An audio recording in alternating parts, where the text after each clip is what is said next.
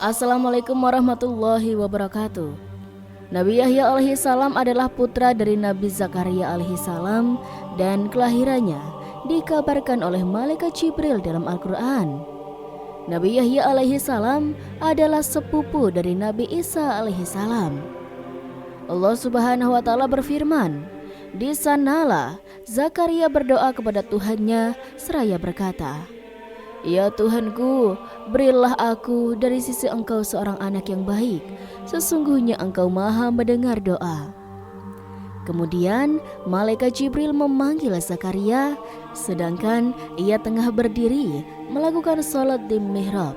Katanya, "Sesungguhnya Allah menggembirakan kamu dengan kelahiran seorang putramu, Yahya, yang membenarkan kalimat yang datang dari Allah, menjadi ikutan menahan diri dari hawa nafsu, dan seorang nabi termasuk keturunan orang-orang soleh.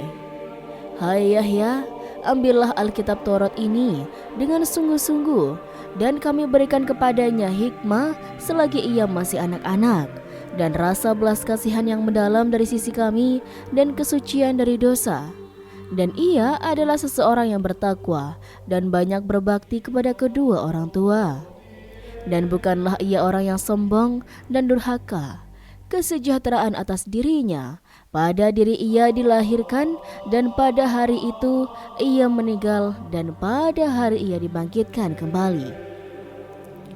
Hai Zakaria, sesungguhnya kami memberikan kabar gembira kepadamu akan memperoleh seorang anak yang namanya Yahya, yang sebelumnya kami belum pernah menciptakan orang yang serupa dengan dia. Inilah Yahya, seorang nabi yang Allah Subhanahu wa taala bersaksi bahwa sebelumnya tak seorang pun yang serupa dengannya." Allah Subhanahu wa taala berfirman dalam surat Maryam ayat 13, "Dan rasa belas kasihan yang mendalam dari sisi kami, sebagaimana Nabi Khidir diberikan ilmu dari sisi Allah Subhanahu wa taala, maka Nabi Yahya alaihi salam diberi rasa cinta dari sisi Allah Subhanahu wa taala.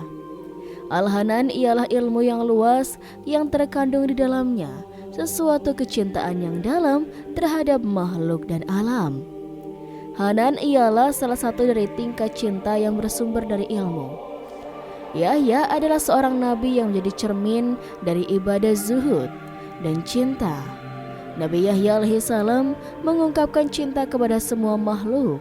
Ia dicintai oleh manusia, burung-burung, binatang buas, bahkan gurun dan gunung. Darah Nabi Yahya alaihi salam bertumpah ketika beliau berusaha mempertahankan kebenaran yang disampaikannya di istana raja yang lain. Peristiwa tragis itu berkaitan dengan seorang penari pelacur. Para ulama banyak menyebutkan keutamaan Yahya. Nabi Yahya alaihi salam hidup sezaman dengan Nabi Isa dan termasuk kerabat dekatnya dari sisi ibu alias anak bibinya. Ada hadis yang meriwayatkan bahwa Nabi Yahya alaihi salam dan Aisyah pernah bertemu pada suatu hari. Lalu Aisyah berkata kepada Nabi Yahya alaihi salam, "Mintakanlah ampun bagiku wahai Yahya, sesungguhnya engkau lebih baik daripada aku."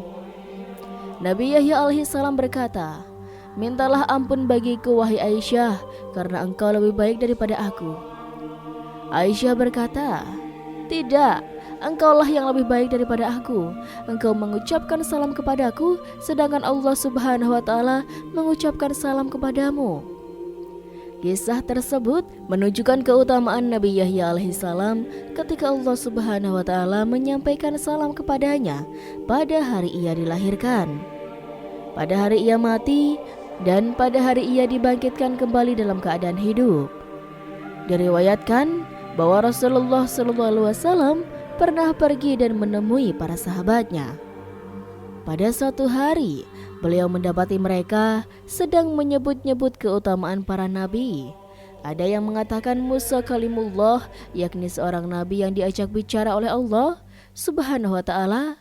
Ada yang mengatakan Aisyah Rasulullah, yakni tiupan roh Allah Subhanahu wa taala. Dan ada juga yang mengatakan Ibrahim Khalilullah, artinya seorang kekasih Allah Subhanahu wa taala. Demikianlah para sahabat berbicara tentang para nabi. Lalu Rasulullah SAW menemui mereka. Ketika Rasulullah SAW mendapati mereka tidak menyebut nama Nabi Yahya alaihissalam, beliau berkata, "Di manakah putra seorang syahid yang mendapatkan banyak penderitaan, yang memakan pohon karena takut dosa? Di manakah Yahya bin Zakaria?" Sementara itu, datanglah musim semi di Palestina, dan bumi tampak semakin menghijau dan langit semakin terang. Bulan dengan cahayanya menembus puncak-puncak pohon, dan kebun bunga-bunga mawar dan jeruk semakin berkembang, dan baunya bersebar ke udara, dan burung-burung yang sedang berterbangan tampak bernyanyi-nyanyi dan melantunkan lagu-lagu kegembiraan di tengah-tengah suasana yang ceria dan penuh keindahan. Kemudian lahirlah Nabi Yahya alaihissalam. Kelahiran Yahya dipenuhi banyak mukjizat. Beliau lahir pada saat ayahnya Zakaria berusia lanjut, sehingga tampak seakan-akan ia putus asa karena tidak akan mempunyai keturunan. Beliau lahir melalui doa yang suci, bersumber dari hati Nabi Zakaria yang suci dan tulus. Nabi Yahya alaihissalam lahir di tengah-tengah masa yang dipenuhi dengan puncak kesucian, sebagaimana juga dihiasi dengan puncak kelaliman. Maryam adalah simbol puncak kesucian di zamannya. Mihrabnya penuh dengan bau yang harum yang memancarkan kalimat-kalimat sholat yang terus-menerus dan zikir yang bersumber dari hati yang suci. Masjid tampak dipenuhi dengan gelombang orang-orang yang sholat dan orang-orang mukmin yang berzikir. Namun menjauh di sana, kelaliman tetap menyembunyikan genderangnya. Nabi Yahya alaihissalam dilahirkan pada masa kecilnya, tidak seperti lazimnya pada yang dilalui oleh anak-anak umumnya. Anak-anak pada saat itu bermain hal-hal yang tidak berguna, sedangkan Yahya tampak serius sejak beliau kecil. Anak-anak kecil saat itu merasa senang dan terhibur ketika mereka menyiksa binatang. Sementara Yahya justru memberikan makan binatang-binatang dan burung dari makanannya sebagai bentuk belas kasihan darinya. Bahkan terkadang Yahya sendiri makan dari daun-daun, pohon, dan buahnya. Ketika beliau menginjak usia dewasa, maka cahaya wajahnya semakin bersinar dan hatinya penuh dengan hikmah dan cinta kepada Allah Subhanahu wa Ta'ala. Serta kedamaian Nabi Yahya alaihissalam adalah seseorang yang menyukai membaca sejak usia dini. Beliau rajin membaca dan menggali ilmu. Ketika beliau masih kecil, Allah Subhanahu wa Ta'ala memanggilnya, "Hai Yahya, ambillah Alkitab Taurat ini dengan sungguh-sungguh dan kami berikan kepadanya hikmah." Nabi Yahya alaihissalam mendapatkan perintah saat beliau masih kecil untuk mengambil kitab dengan kekuatan, yakni hendaklah ia belajar kitab dengan sepenuh ketelitian, yaitu kitab syariat Allah Subhanahu wa Ta'ala, memberinya kemampuan untuk mengetahui syariat dan memutuskan perkara manusia. Saat beliau masih kecil, Yahya adalah orang yang paling alim di zamannya dan paling banyak menerima hikmah. Beliau mempelajari syariat secara sempurna. Oleh karena itu, Allah Subhanahu wa Ta'ala memberinya kekuasaan saat beliau masih kecil.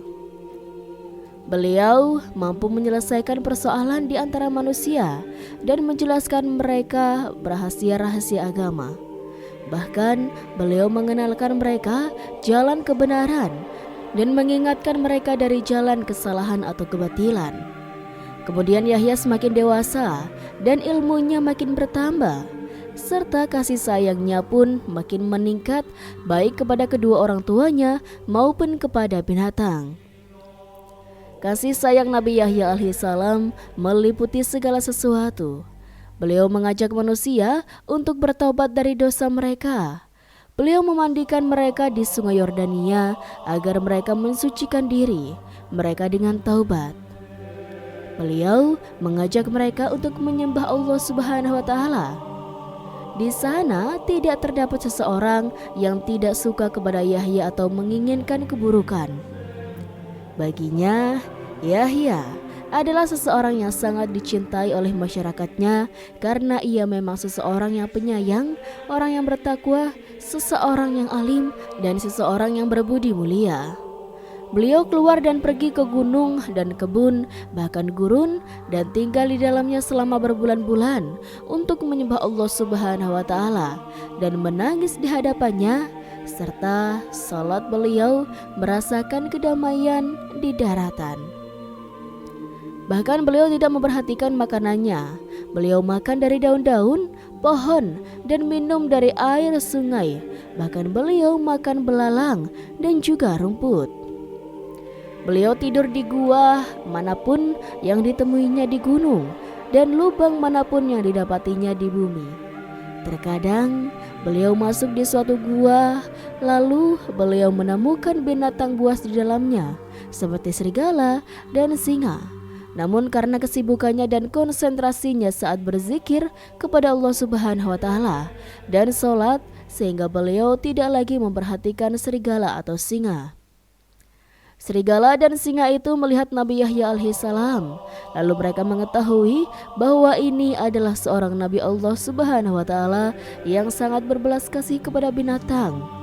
Maka binatang-binatang buas itu menundukkan kepalanya dan meninggalkan tempat itu dengan tenang.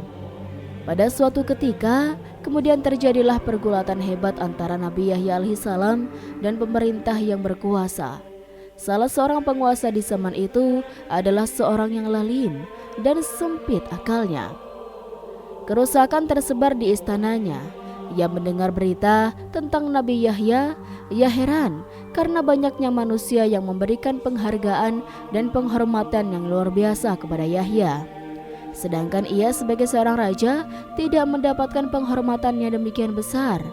Raja tersebut ingin memperkosa istri saudaranya, di mana ia mempunyai anak perempuan yang memiliki kecantikan yang terkenal.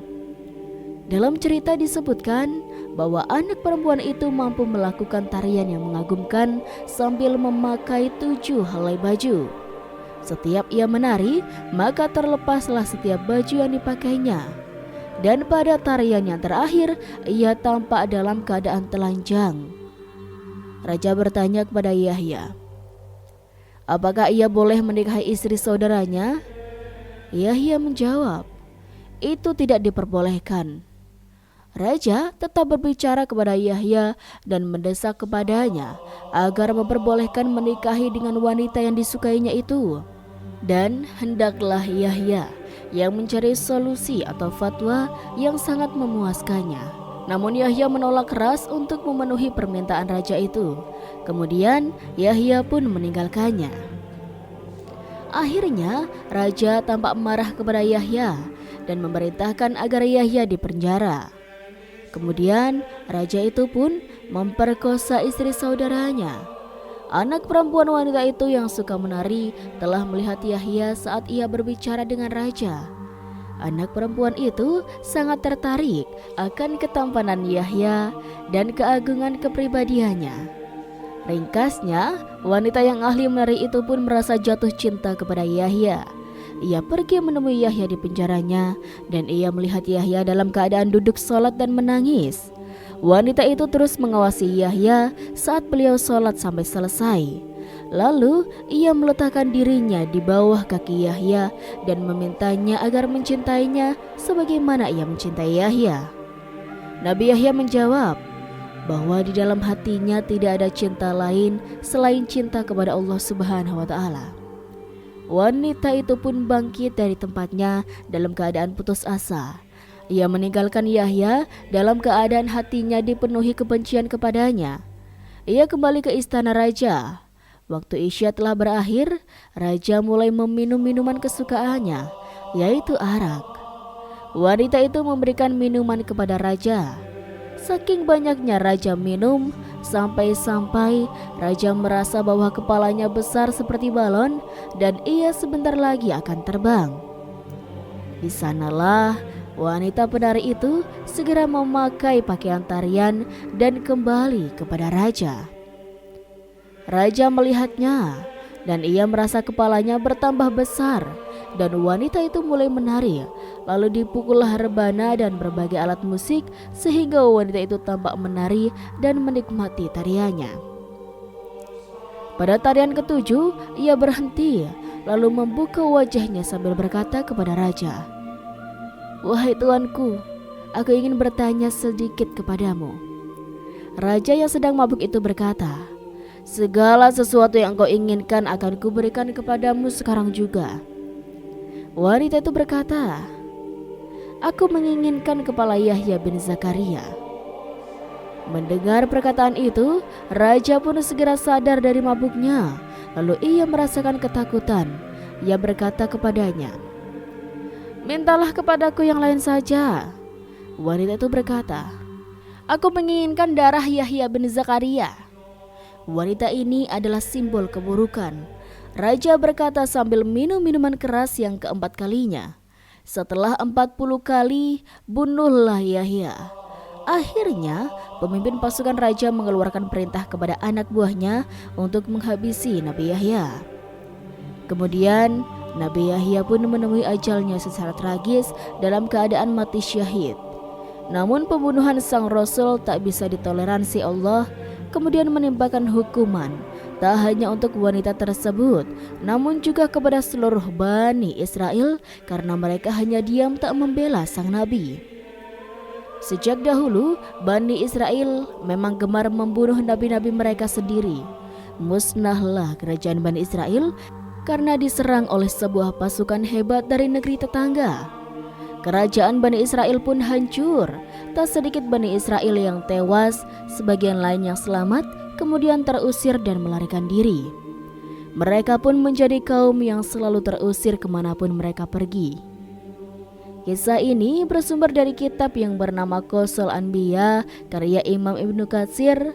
Dan itulah sobat kisah yang bisa Rizky sampaikan. Semoga dari kisah ini bisa menjadi pembelajaran sekaligus bisa menambah pengetahuan bagi kita semuanya. Sekian dari Rizky. Apabila banyak kesalahan, mohon maaf yang sebesar-besarnya. Wassalamualaikum warahmatullahi wabarakatuh.